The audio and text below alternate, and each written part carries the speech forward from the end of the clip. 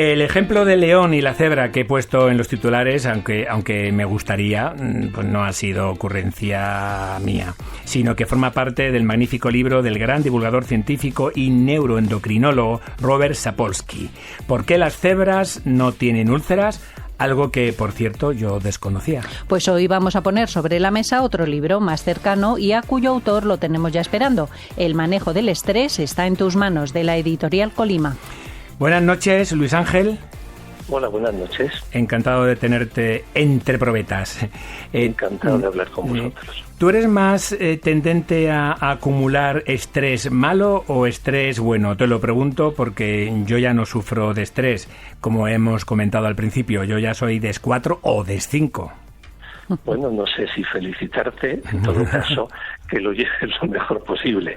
Bueno, yo acumulo estrés como cualquier persona y lo importante no es tanto el estrés que una persona puede llegar a acumular, sino las habilidades que ha sido capaz de desarrollar, aprender y entrenar para manejar el estrés que las situaciones vitales le produce. Esto es importante conocer. Habitualmente acostumbramos a decir que la culpa lo tienen otros, las circunstancias de la vida, las desgracias que me llegan. No, el resultado depende de la capacidad que tengo yo de manejar esas circunstancias. Pues como decíamos, Luis Ángel López Menéndez es doctor en psicología y especialista en rehabilitación psicosocial de personas con trastorno mental grave, especialista en neuropsicología. Buenas noches. Entonces, buenas noches. ¿El estrés moderado es necesario? ¿Cómo distinguimos si lo que empezamos ya a sentir va por mal camino? Bueno, pues el problema es que no lo sabemos distinguir porque es imposible poderlo distinguir hasta que el nivel de estrés está en unos parámetros absolutamente desorbitados. Y es precisamente la ciencia la que nos ha permitido, a fecha de hoy, poder medir pequeños cambios en el nivel de estrés, cambios de tendencia en el nivel de estrés que tiene una persona y que eso le permita poder cambiar el perfil o los niveles de estrés que tiene cuando todavía estos no están en unos niveles tan desorbitados que ya pues cambiar todo eso va a suponer un gran esfuerzo y a veces necesita de demasiado tiempo para poderlo cambiar. En esto la ciencia ha sido determinante. Bueno, pues eso es importante saber cuando algo empieza a irsenos de las manos. En tus más de 30 años de práctica profesional, ¿qué patologías asociadas al estrés crónico has considerado más graves y más urgentes de tratar? Bueno, entre las patologías que el estrés tiene una influencia mayor están todas aquellas de carácter sistémico, dígase, pues por ejemplo la diabetes, la hipertensión, pero no tanto en la generación de la enfermedad, sino en el curso de la misma. También tenemos que considerarse enfermedades cardíacas y, como no, que es a lo que, no solo, pero a lo que sobre todo me he dedicado a lo largo de estos años, en el caso de la enfermedad mental grave. El nivel de estrés es un precursor de descompensación de la sintomatología en personas con trastorno mental grave y, por tanto, para los profesionales que atendemos a personas con estas características, poder tener un indicador objetivo que nos permita detectar pequeños cambios en el perfil y en la intensidad del nivel de estrés que tienen las personas que atendemos es de un valor inestimable, porque, como ya acabo de decir, ni yo ni ningún ser humano es capaz de detectar cómo cambia su nivel de estrés hasta que el cambio es de unas cuantías muy grandes. Y en el caso de una persona con enfermedad mental grave, cuando el cambio ya es muy grande, las consecuencias son muy graves. Pues desde luego, presentadas ya las consecuencias de ese estrés crónico grave, vayamos un poquitín a los posibles tratamientos. Me imagino que serán tratamientos personalizados y dependerán mucho de en qué momento seamos conscientes pues de que tenemos un problema, ¿no? Claro, efectivamente. Como en el libro se señala, la ciencia ha hecho magia en 3 ocasiones respecto de este tema. Es decir, la ciencia, y en unión con la biotecnología, en los últimos años nos ha permitido identificar un biomarcador del estrés que, afortunadamente, es un biomarcador fácil de medir Es un biomarcador cuya medición además no es en absoluto invasiva ni es molesta para la persona. Este biomarcador es la variabilidad de la frecuencia cardíaca.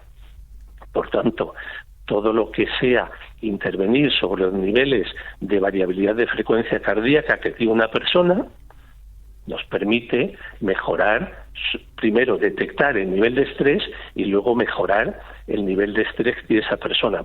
Para ello hay que medir, como bien decías, el nivel de variabilidad que cada persona tiene y ver cuál es el patrón de entrenamiento que permite que la regulación de la variabilidad sea más efectiva. Uh-huh. ¿Y cómo podemos definir entonces a la neuropsicología y ya puestos a la biofeedback y neurofeedback? Bueno, la neuropsicología, el bio y neurofeedback son intervenciones que tienen un amplio abanico de resultados terapéuticos y sirven para una multiplicidad de patologías. El caso de la neuropsicología se dedica a la exploración y a la rehabilitación neurocognitiva, es decir, de aquellas funciones superiores, memoria, atención, funciones ejecutivas, etcétera.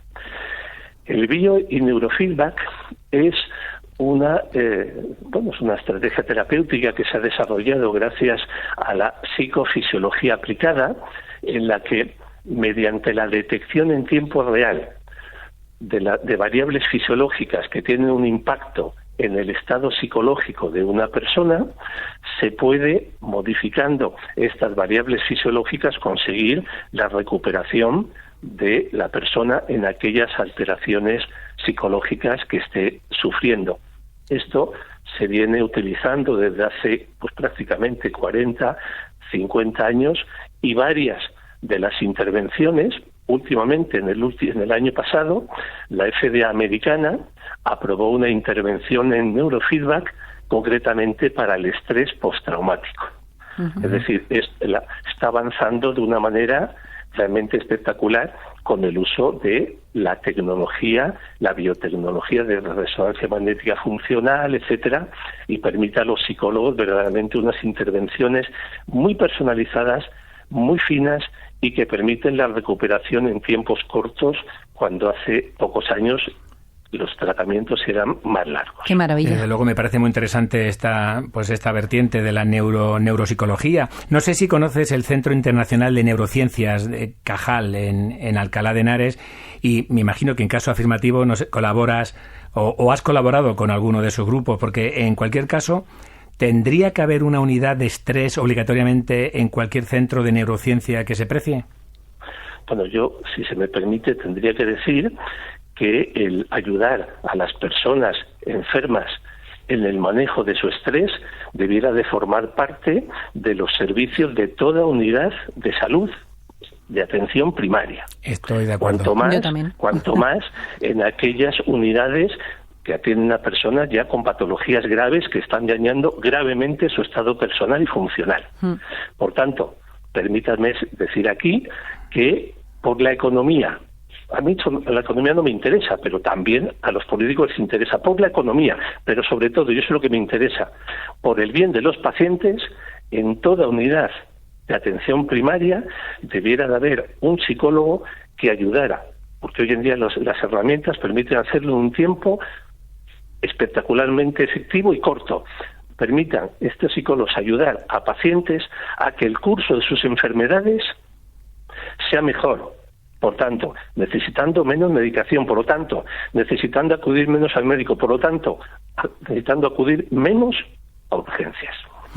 Has mencionado la economía. Para mí sí, y me imagino que para muchos de nuestros oyentes sí es importante, porque ¿no crees que sería más barato como país potenciar la información y prevención del estrés crónico que pagar las consecuencias para la salud derivadas del mismo?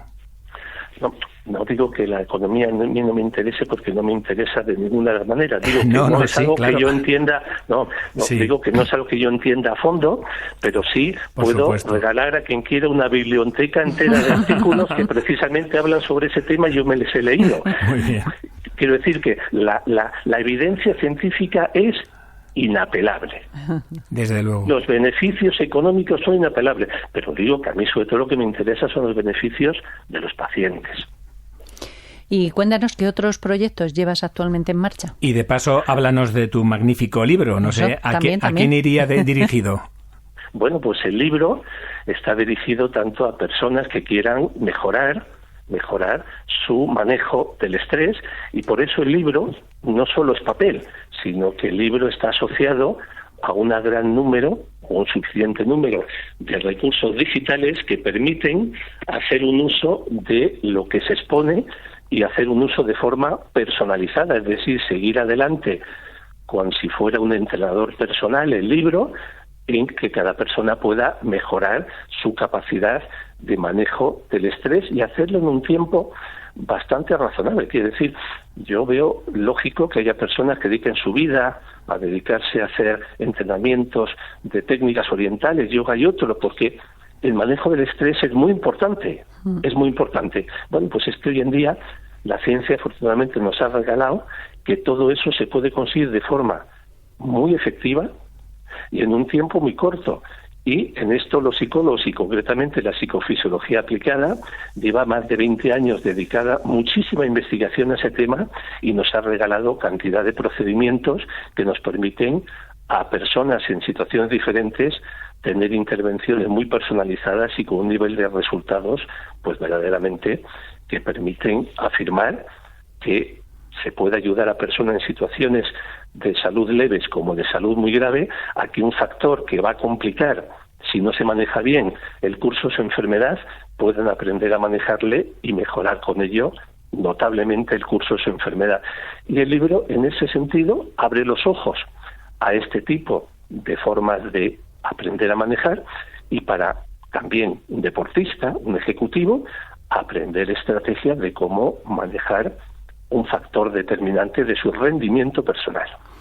Bueno, llegado a este punto, algo que sí me gustaría dejar claro, como te he oído decir en muchas entrevistas, es que siempre estamos abrazando el método científico y además en este sentido colaboras con universidades y centros hospitalarios, ¿verdad?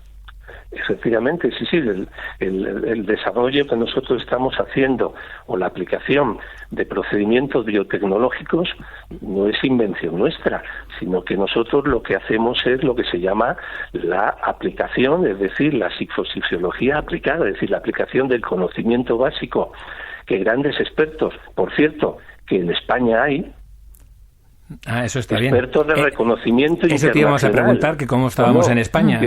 Extraordinariamente, bueno, yo no digo que en otros países no haya gente muy notable, que les hay. Lo que digo que en España hay gente muy notabilísima, que les hay. Y en esto tengo que decir que además de ser profesionales de un conocimiento muy notabilísimo, tienen un nivel de generosidad extraordinario, es decir, aguantarnos a nosotros, que estamos todo el día dando de la lata, para que nos simplifiquen los procedimientos, para que podamos aplicarles con personas, con situaciones personales tan complicadas y que generosamente sean capaces de dedicar días y horas a dar vueltas a ver cómo dárnoslo para que nosotros podamos aplicar. Bueno, esto yo no lo he conocido en 40 años de profesión.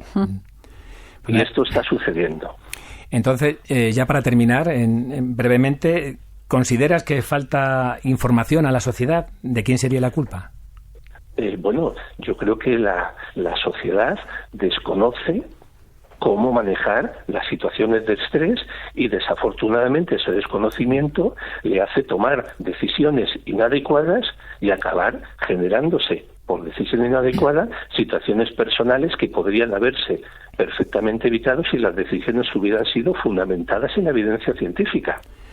Podría poner muchos ejemplos, pero estamos acabando. Sí. Pero en todo caso, sería muy importante, no sé si la sociedad en general, pero sí ciertos ámbitos de la sociedad que se tomen interés en cómo ayudar a manejar el estrés y que tomen conciencia de que precisamente los psicólogos son el profesional más cualificado para enseñar a manejar una variable relevante a más no poder sobre el estado personal de las personas y por el curso de sus enfermedades. Pues con este mensaje de comunicación social lo dejaríamos. Luis Ángel López Menéndez, especialista en rehabilitación psicosocial de personas con trastorno mental grave. Pues muchas gracias por intentar rebajar al menos el nivel de estrés. En la entrevista, desde luego. Aquí en Entre Probetas. Muchísimas gracias. Muchísimas gracias. Un abrazo. Agradezco vuestras palabras. A ti.